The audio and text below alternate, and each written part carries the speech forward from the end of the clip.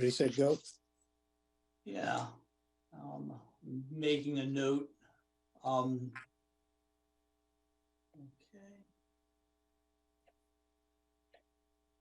So, Tim, for your information, there's a number of attendees in the queue, and Majid has come back again. Let me promote him again. Can you guys hear me? Yeah, we can. Greg, yes, we can hear you. I do try to promote you to panelist, and it doesn't seem to take. Yeah, I don't know. I don't have a video option for some reason. Yeah, I'll try promoting you to panelist again. Hi, everybody. Hi, Majid. I sorry, I had some problem with my computer earlier. I had to switch on my laptop, so that was the delay. Got it. Thank you. All right, and there's Greg. That's great news.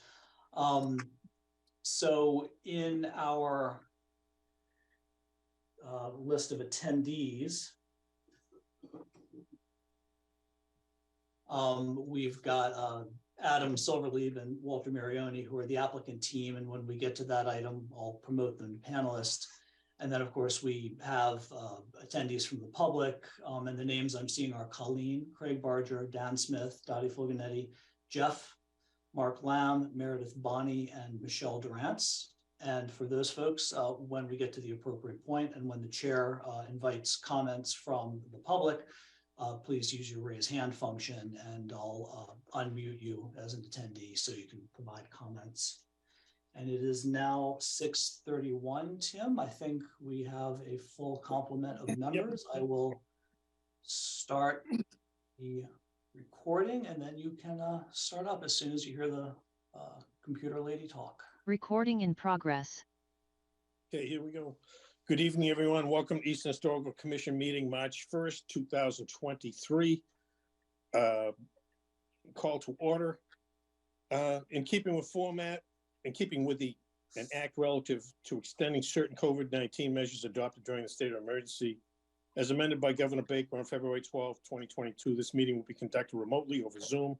Attendance by board, commission members will be remote, and remote attendance shall count towards quorum. The meeting may be broadcast live and will be recorded on ECAT. Attendance, please. I'm going to do this, a roll call to confirm quorum. I'm going to call on each member to state their last name and then here. So I'll start now. Bob Bishop. Yeah, Bishop. State your last name, Bob, please. Bishop. Okay. Mickey Wolf. Wolf here. Greg Strange. Strange present. John Vitresco. Vitresco here. Amy Spencer. Spencer here. Majid Lashaki. Majid Lashkari. Majid. Unmute.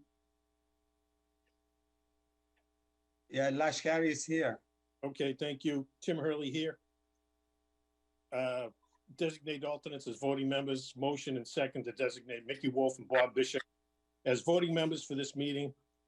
Same thing, roll call vote. Bob Bishop. Bishop present. Yes.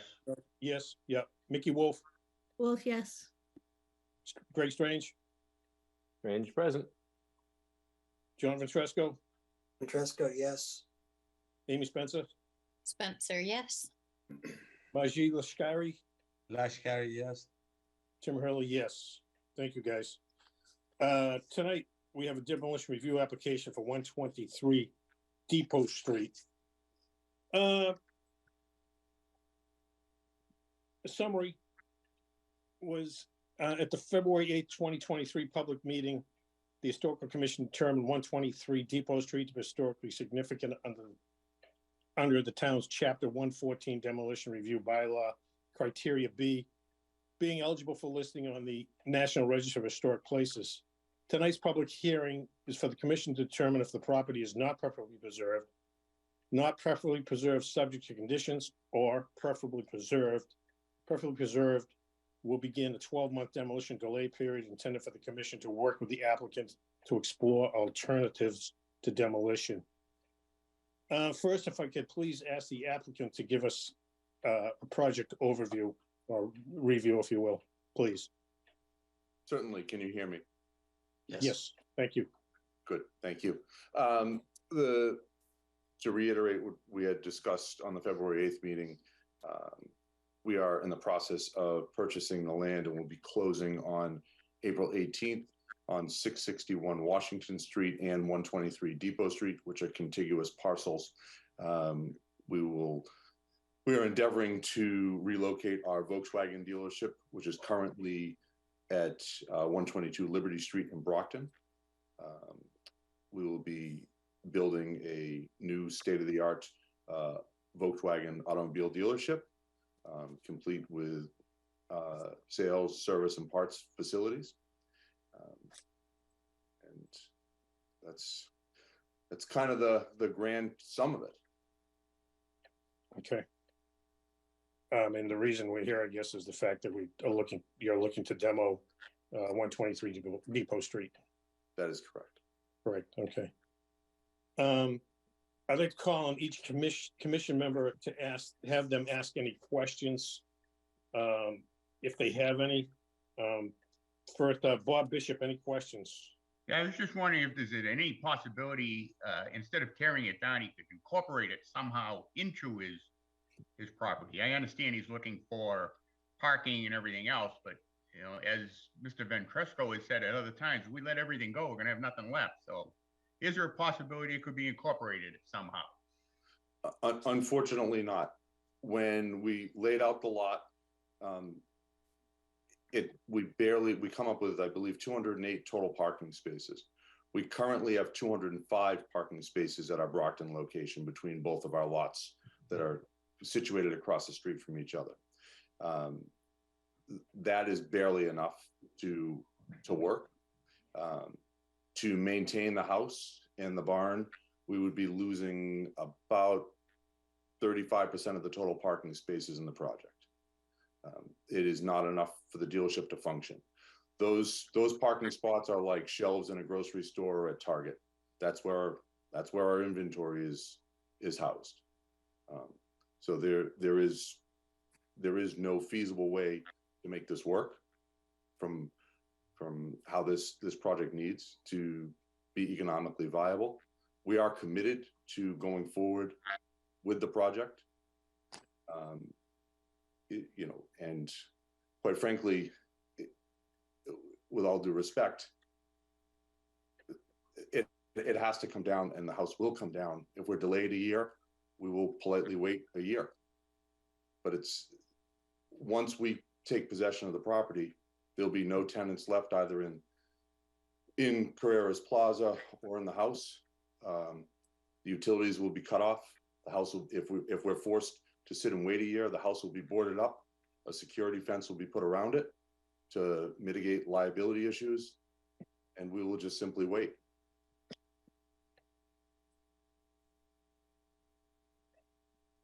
Bob, anything else? No, thank you for your response. Kind of not what I wanted, but thank you. No, it's honest. Majid, please. Yeah, I think we need to preserve this actually house because of its historic significance. I think I mentioned about this in the last meeting too. So that's my position. I'm not favored to tear this house down. Okay. Any questions? No? No. Oh, okay, thank you. Amy, please. No questions. No questions, thank you. Greg Strange, please. Well, any questions I have actually would be for the board, not for the applicant. I would say this, back in the summer when Stephanie Danielson, the Director of Planning and Economic Development, and myself as Chair of the Planning Board met with the applicant and his counsel, Mr. Marioni. I understood that the property needed to come down, and I alerted them to the demolition delay that they should start. And frankly, I didn't, given that this board really wasn't concerned when the barn on this property came down a couple of years ago. And the fact that 3 or 4 years ago back when I tried to create support for a local historic district here and on Central Street, as we know, it didn't go anywhere. And seeing that this is such a blighted part of town, as in my role of planning board, we've worked to rezone this several years ago. We had a project we thought was going to be going here and really be a shot in the arm. That fell through, unfortunately, for things not related to the town.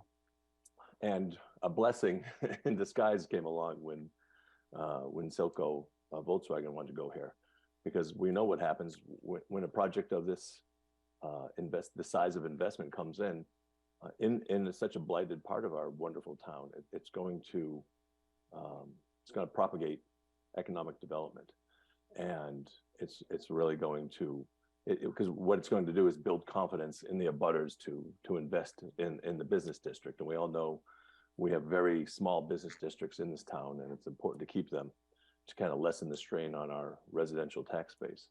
So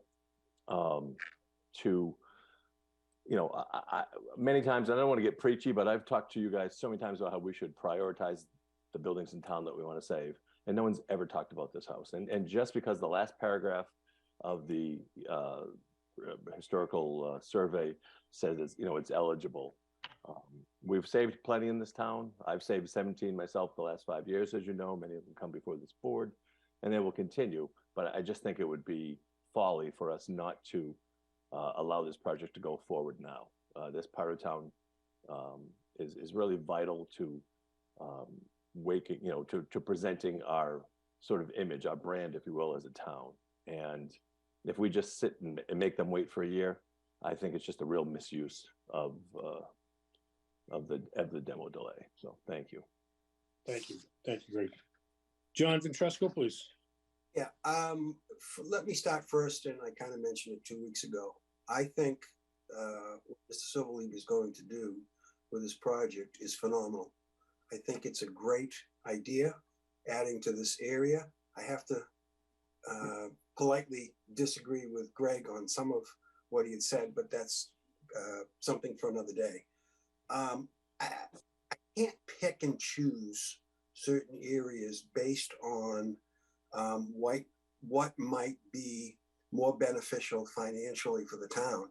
Although, on another hat, as a taxpayer and a citizen and a lover of my community, I want to see that tax base jump up so it takes a little less on each residential property. So with that said, I really love what you're going to do here.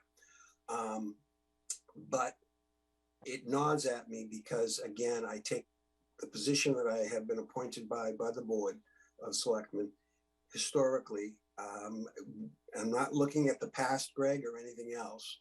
I can't pick and choose certain areas. I have to look at the property, which we deemed significant several years ago.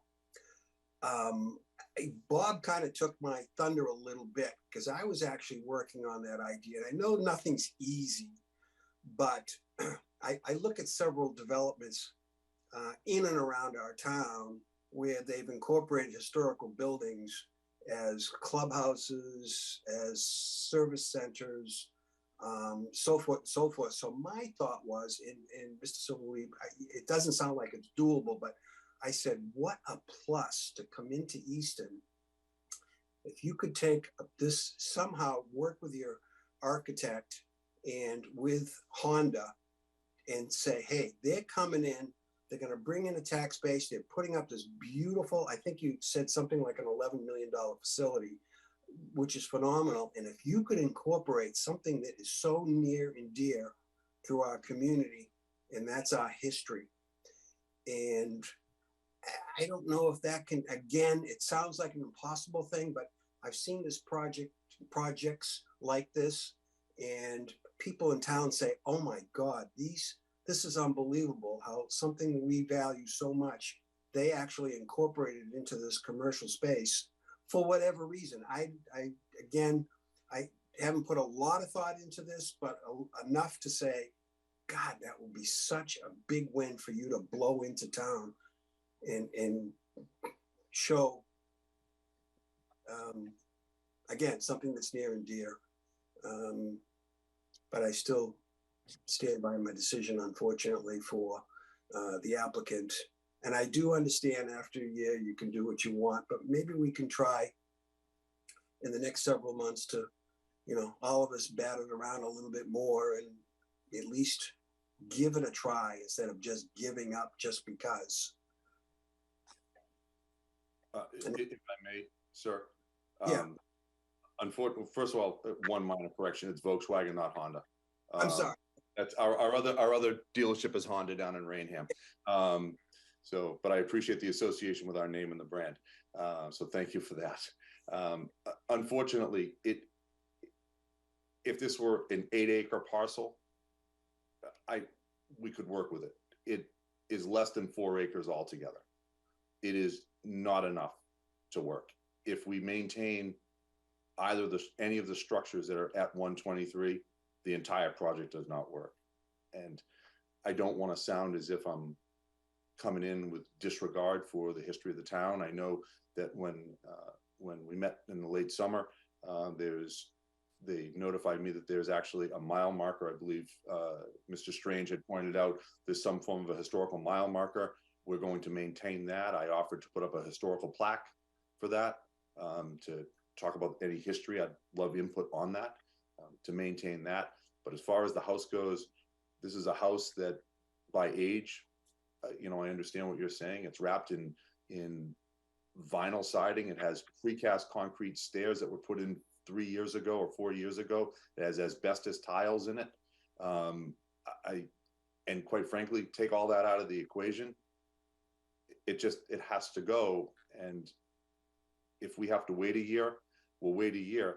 What we're going to have is, for a year, we're going to have a house that is disconnected from all utilities, that is boarded up, and has a security fence, a high fence all around it, that I'm sure the neighbors are not going to care for the look of that, and we won't like it either. We would love nothing more than for you to release your interest in that property and let us just move forward with the project, that we are committed to being a very good citizen in the community. I lived in Easton for 13 years. My daughter was raised in Easton, went through the school system as a proud graduate of OA.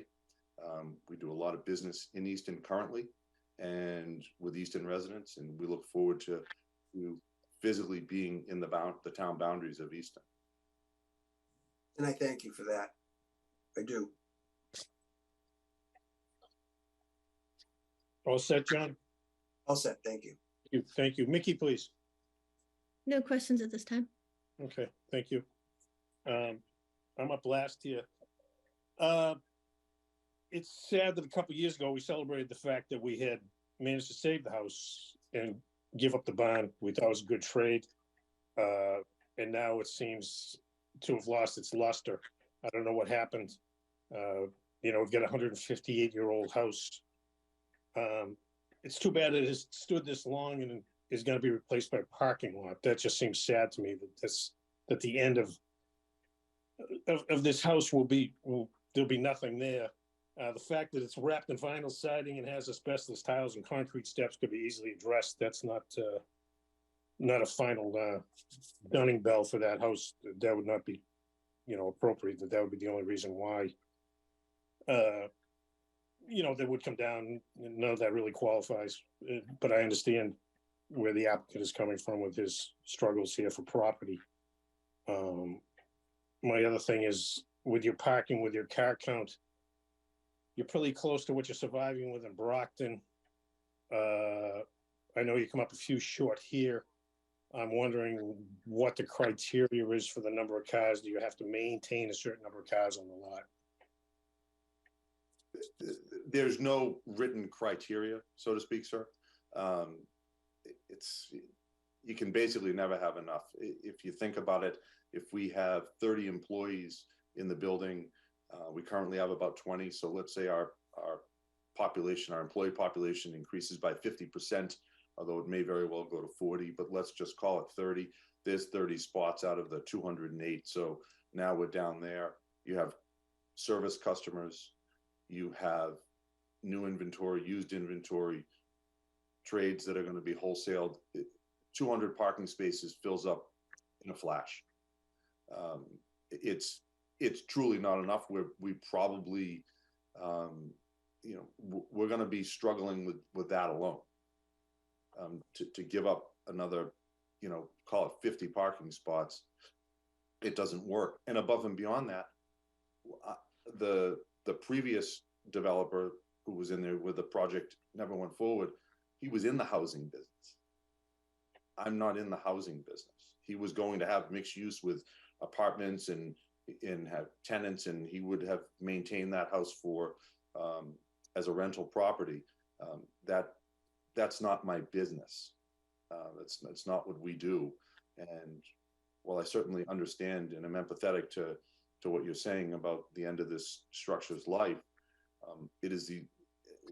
we cannot run this business with 140, 150 parking spots. It just does not work in any way, shape, or form.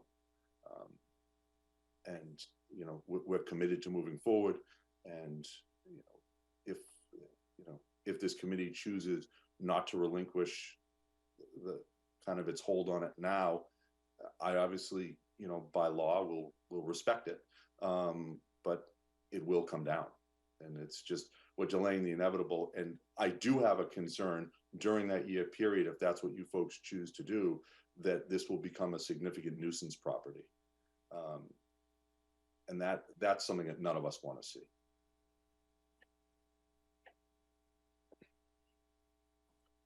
Anyone else? If we could at this time, ask the public for comments, please.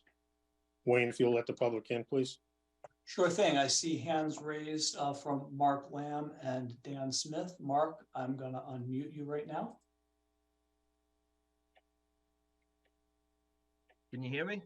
Yeah. Yes, sir. Yes, Mark. Good evening, everyone. How you doing? Good, thanks. Outstanding. So I just wanted to be here tonight and talk a little bit about my support of this development to occur. I'm the chair of economic development here in Easton. So you guys have your historical hat that you're putting on, and I have my economic development hat, which at times can be opposed, right? Which I completely understand. But from, I just want to share my perspective. We have 3 areas in town where we desperately need economic development to occur. Those areas are Five Corners, Queesit, downtown. I understand there's historic properties that are involved at times, but one thing I've been pointing out for years now is that the economic development in those areas is actually what is necessary to preserve the other areas of Easton, because you need to draw on them financially to support those other areas, because those other areas that we love and enjoy, you can't tax them, you can't build stuff on them, so they don't draw in revenue. So this is incredibly necessary for this to occur. That whole area for over a decade has just been really blighted. And, I look at this property, for example, and I look at it like a mall. It's an anchor property to that stretch, right? Korea's Plaza, it's a big area. So that's an anchor. If one of your anchors looks like it does, as it does now, the area is gonna continue to be blighted. And then I think about the necessity for the 208 spots. So for this business to be viable, this gentleman, Mr. Silverleib, needs 208 spots. It's pretty cut and dry for me. As far as, at what point is this business viable? And that is the number. And not, or stretching this out a year, literally just delays the inevitable. The writing is on the wall that this house will come down. That's been pointed out because, well, one, Mr. Silverleib pointed it out, but also for this business to be viable, it has to come down. I appreciate the historical value of the home. However, it's an older home. As far as, I think that's all I heard is it's just older. There's no person, no special meeting, like nothing significant other than it's just an older house, which we do have a lot of, and I know we want to preserve as many as possible, but the balance of, preserving versus progress. So that's pretty much all I have to say. But I'll leave you with, I do support the development of this. Thank you. We now have Dan Smith. Mr. Smith, I'll unmute you.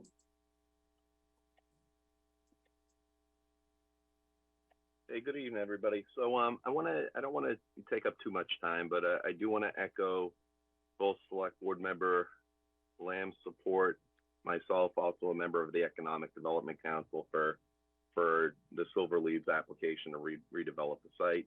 I know Adam mentioned that he's been a member of the Easton community. He may not live here any longer, but he's been a strong proponent and supporter on a number of different initiatives. And when it comes to the site, my biggest concern is market conditions waiting a year. If the Silver Leaf Silco is in a position to redevelop the property, all time kills deals. So if market conditions change over the next 3 to 6 to 12 months and economics make the project no longer viable, whereas if he's able to get a shovel in the ground sooner rather than later, I think it just benefits everybody. I have empathy for the historical commission, its position, because you obviously all do a great job and you care about the historical significance of the town, and you'd never sell that short. But I think this is a pretty unique opportunity given the site conditions, the revitalization of the area. I think Greg surmised it very well around the priorities that the town has expressed for redevelopment with infrastructure investments. And this is a really great complement to all of the work that's been done by both this board, many others. And I just want to, amplify the support.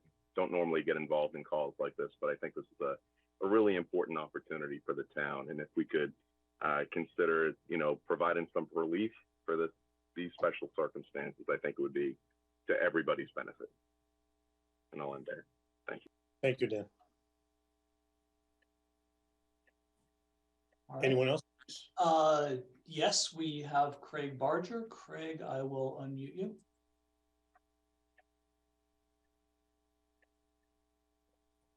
Thank you, Wayne. Mr. Chair, thank you very much for allowing me to come before you and to address Yes, this commission. Yes, sir. Thank you. And I want to thank the members of this committee for the work that you do on behalf of the history of Easton. I appreciate it. I'm going to reiterate what Mark and Dan have said, that I'm coming before you tonight to request that you allow for the demolition of the house at 123 Depot Street, which the developer, Mr. Silverleaf, has clearly indicated needs to come down so he can complete his project at 661 Washington Street. The plan for the vacant Korea's Plaza is a significant part of the targeted economic development plan put forth by the Economic Development Council, the Planning Board, and the Select Board for this stretch of 138. I don't see any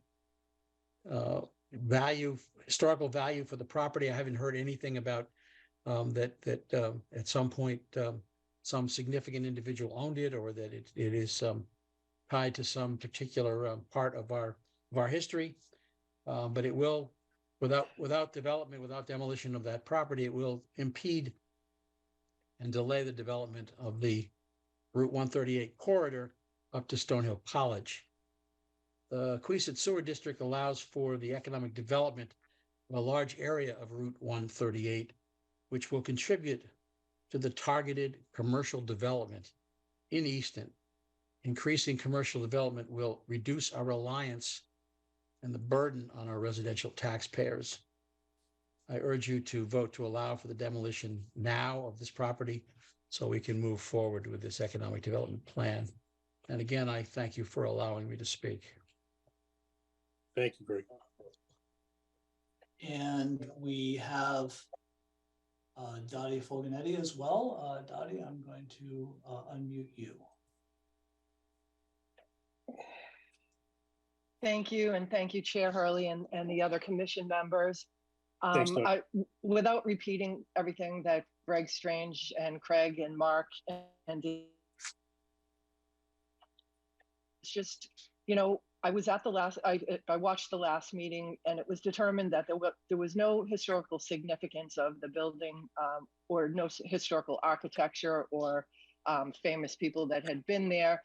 really the only criteria is that it's eligible to be on the register of historic, the National Historic Register. And that hasn't been attempted before, so it doesn't seem like there was an appetite to go the distance and get that done. I'm wondering what it is about the building that you would feel that is historically significant enough to make this decision. I know that in other times there has been votes to make it preferably preserved with or not preferably preserved with conditions. And if there's any historic materials in that house that is really what people are hung up on, you know, wanting to save, if that could be salvaged or saved as part of the condition, yet the house comes down, because, you know, like Mr. Silberleib said, he's not in the housing business, so it's not going to be preserved as a house, no matter how we wish or imagine it to be. And even if it was, that comes with significant investment also. So I'm wondering if there might be some opportunity for a compromise on that. And, you know, just, it has never been historically maintained, and just wondering if that's something for consideration. So I know that everybody, I've been on the other side having to make tough decisions. I appreciate that this is a tough decision for you all, and thank you for hearing me out. Thank you, Dottie. Anyone else? No, that is everybody who has their hand raised. Okay, thank you, everyone. Tim, I'm sorry, John. Can I say something? Tim? Well, yeah, John, we're gonna deliberate this anyway. Okay. So, I would say, our three options are not preferably preserved, not preferably preserved, subject to conditions, or preferably preserved, and that's what we'll talk about right now, is which way we want to go. So, anyone with comments?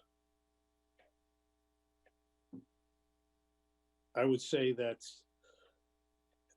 you know, if the criteria of the historic value of a house is, you know, no one special stayed there, you know, no one special visited there, someone special didn't build it, or this or that, we'd have very few houses left in town if that's the criteria that we're going to be looking for, you know, for something special to have happened.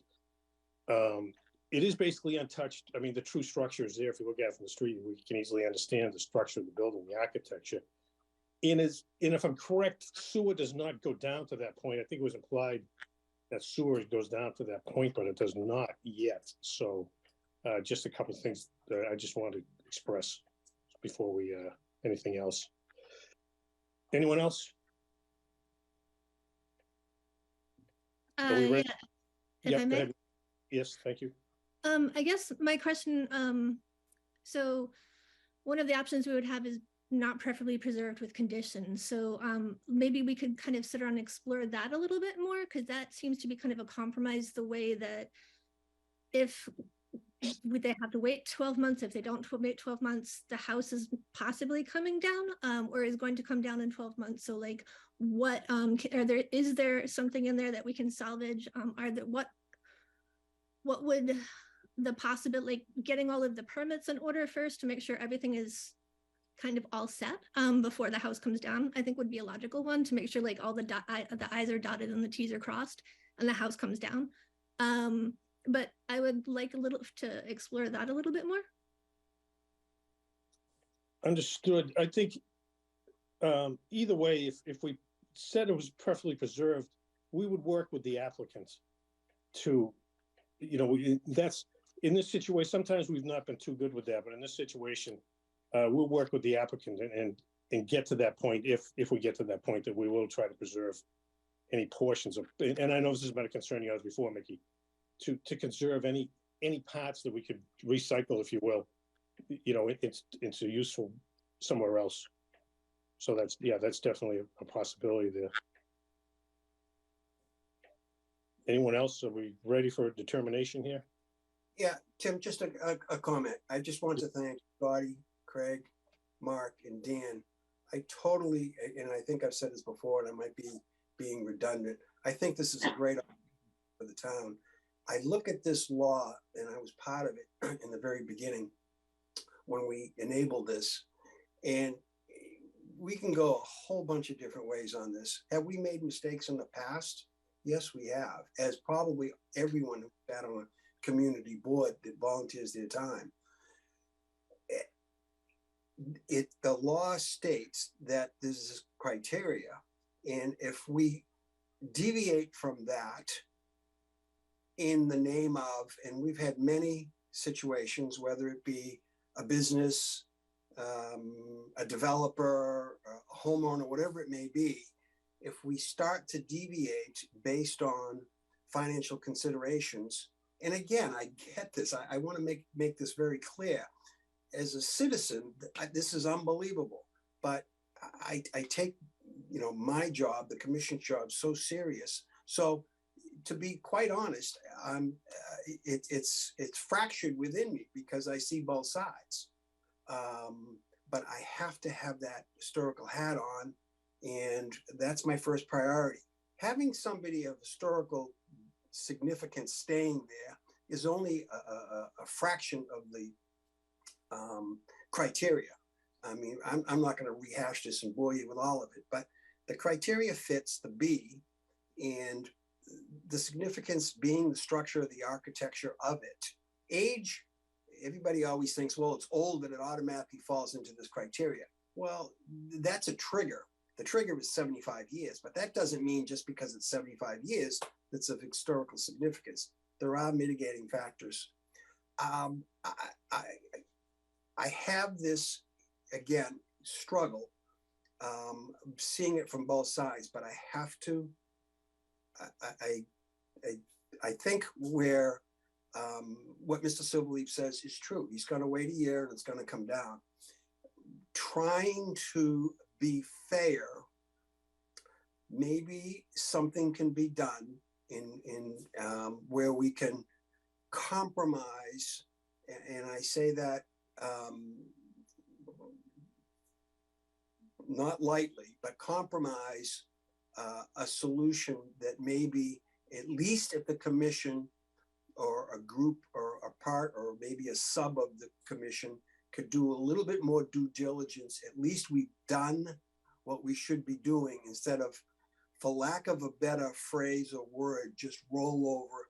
If you're on the outside, you're not even following this video or what's been going on for the second meeting, that, hey, the commission rolled over and you know what, it's good for business, let's just do it. And it, again, it's a piece of me that I don't want to go to that direction. So with that said, maybe we can do some type of a compromise. I don't know if somebody wants to take a lead on it and maybe shorten this if we go through the steps, do the due diligence a little bit more, even though it sounds pretty strong that no matter what, this is the way it's going to be. I can't accept that because everybody would say that. And I know, Mr. Silverleaf, this is not a threat on your side. You've been very professional, very up forward. I wish we had more applicants like this, but at least we could feel like we're just not saying, hey, you know what, this is for the better of the town. And again, it is, but the better of the town from where I sit today at this meeting is a different view. And that's all I have to say. Thank you, John. Appreciate that. Are we ready to close the public hearing?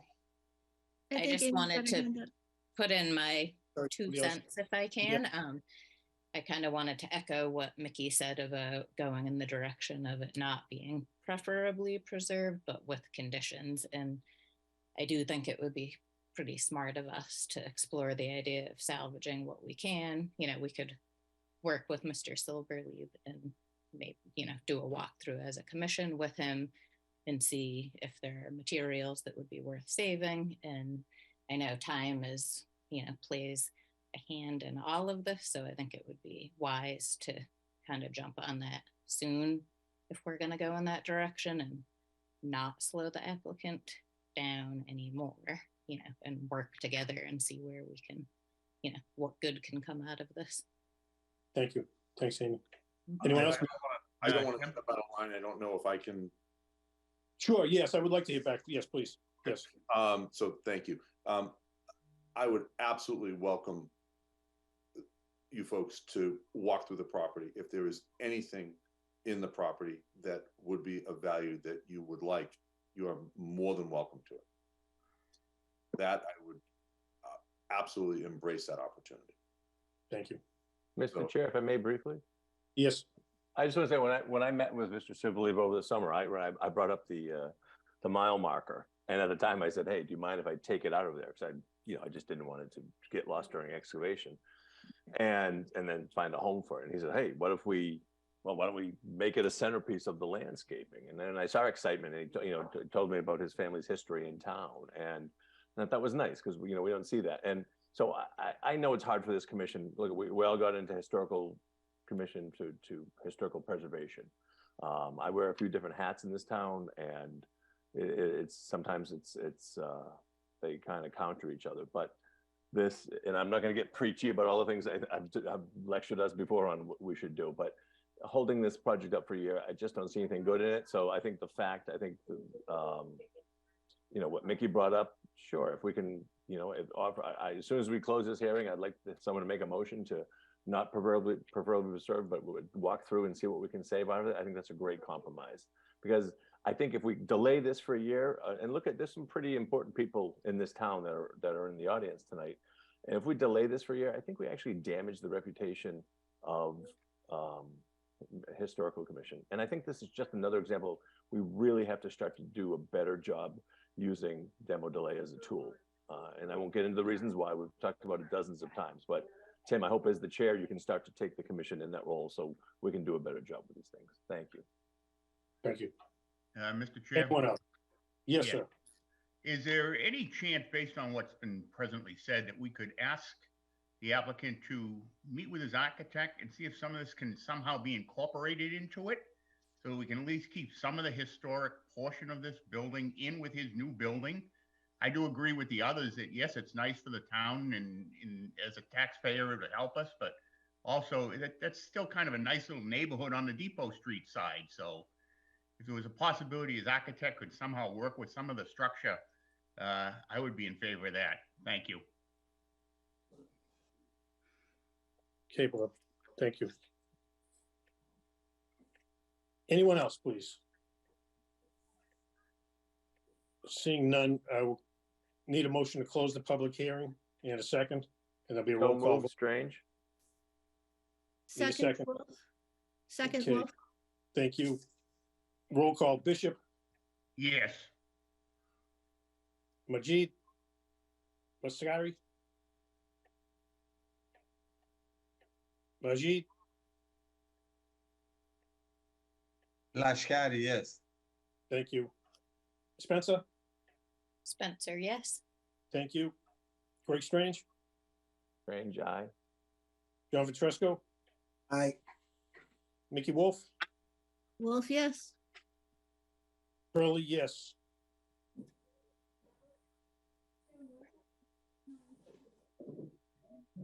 Okay, now we need to vote. I need a motion and a second and a roll call vote. I'd like to make a motion, please.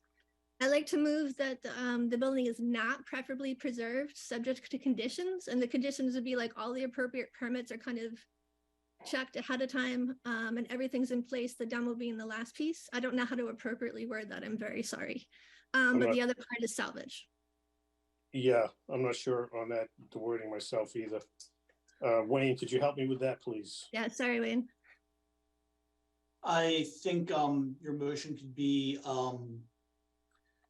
not preferably preserved, subject to conditions that all permits are in place and materials are salvaged, if possible, before the demolition permit is issued.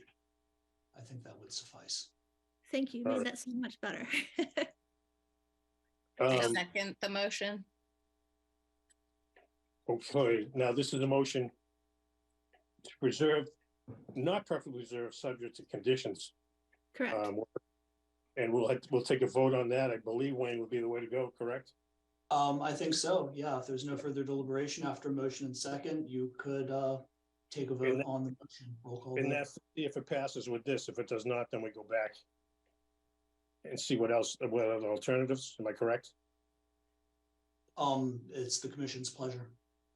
Yeah, so again, this is not preferably preserved subject to conditions as opposed to not preferably preserved or preferably preserved. So I'll do a roll call vote if this is subject to conditions. Bishop, Yes. Majid Lascari, please. Unfortunately, I didn't get that, part, what's happening right now, this type of vote. But, as I said earlier, I think this house has significant historic value. I'm not for it. Okay, so Majid is a no, am I correct? Yes. Yes, okay.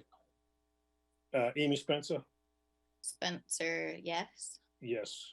Greg Strange, Strange eye. John Vitresco,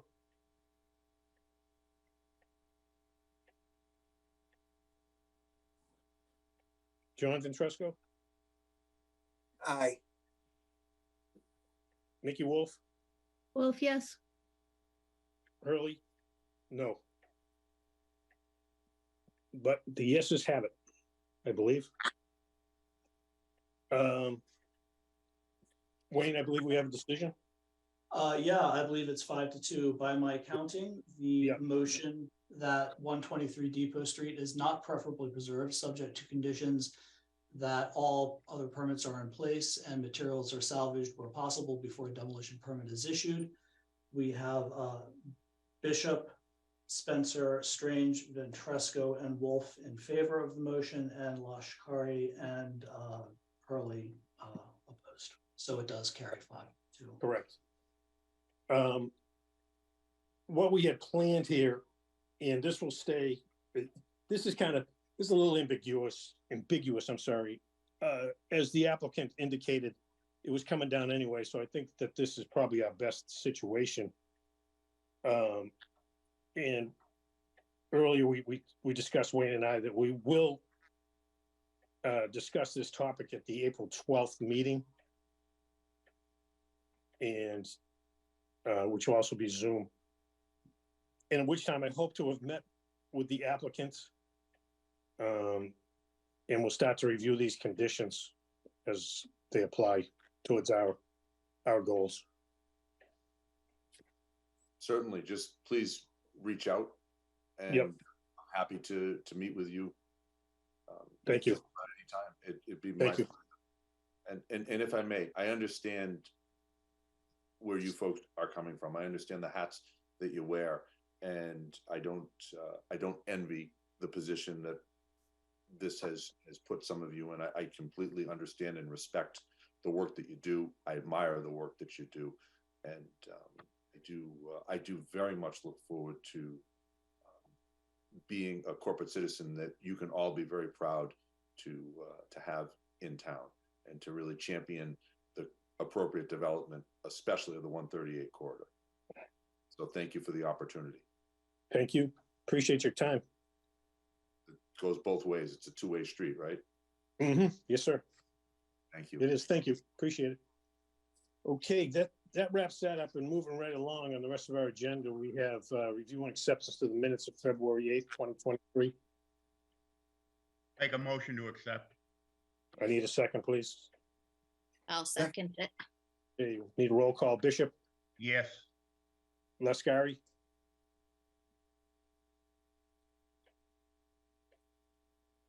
Majid, Lashkari, yes. thank you. Amy Spencer, please. Spencer, yes. Greg Strange, Strange abstain. John Vitresco, please. Yes. Mickey Wolf, Wolf, yes. Tim Hurley, yes. After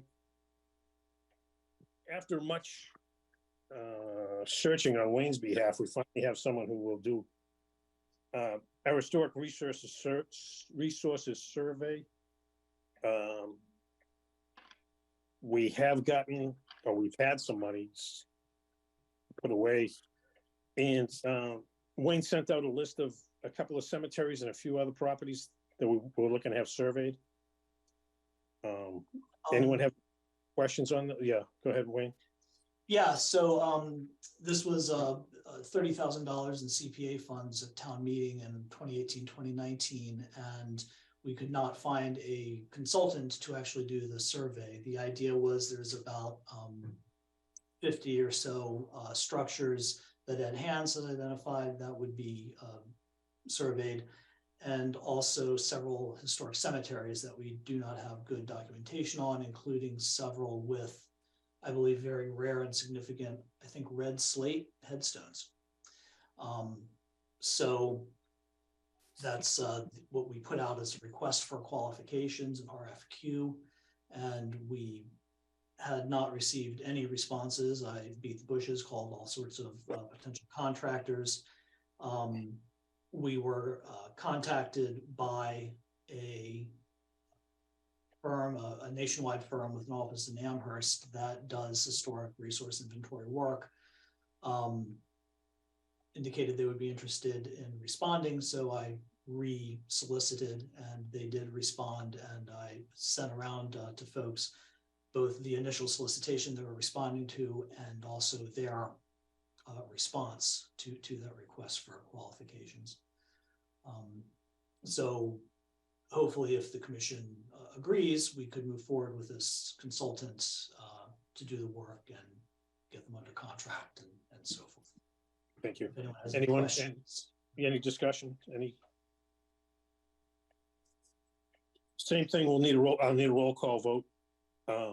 We don't need a motion here, I don't believe. Yeah, we do. We need I a think so, motion. yeah, motion and a second Yeah. to. Motion and a second. So if I have a motion, please. So moved. Second. I'll Earl. second it. Okay, Spencer, second. Thank you. Bob Bishop.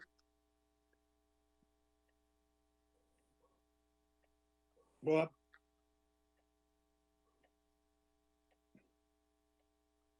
For some reason, I'm having trouble here. Yes. Okay, thank you. Majid, Lashkari, yes. Amy Spencer, Spencer, yes. Greg Strange, I think Greg left the meeting. okay. Mickey Wolf, Wolf, yes. Tim Hurley, yes. Thank you, everybody. Okay, and for our recording secretary's information, this was a motion and a second to accept the proposal for the Historic Resources Survey and Inventory proposal from SWCA. Correct. Not to exceed $30,000. Correct. Thank you. Yeah. Other pertinent items not reasonably anticipated by the chair. I got nothing. Anybody? No.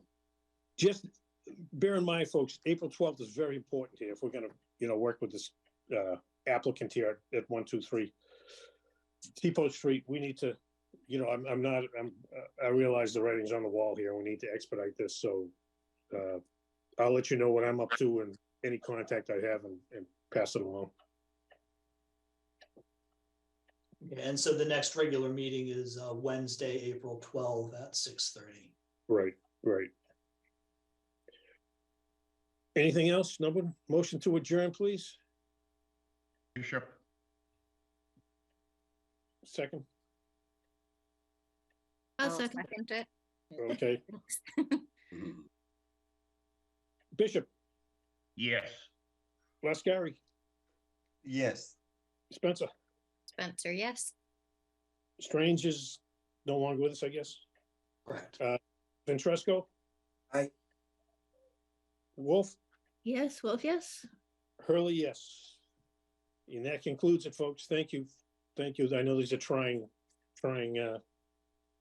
times, if you will, not times, but these are tough calls to make. And I appreciate everybody's efforts and time and thought. Good night, all. Thank you. Thank Thank you. you. Good night. Thank you. Have a good night, everyone.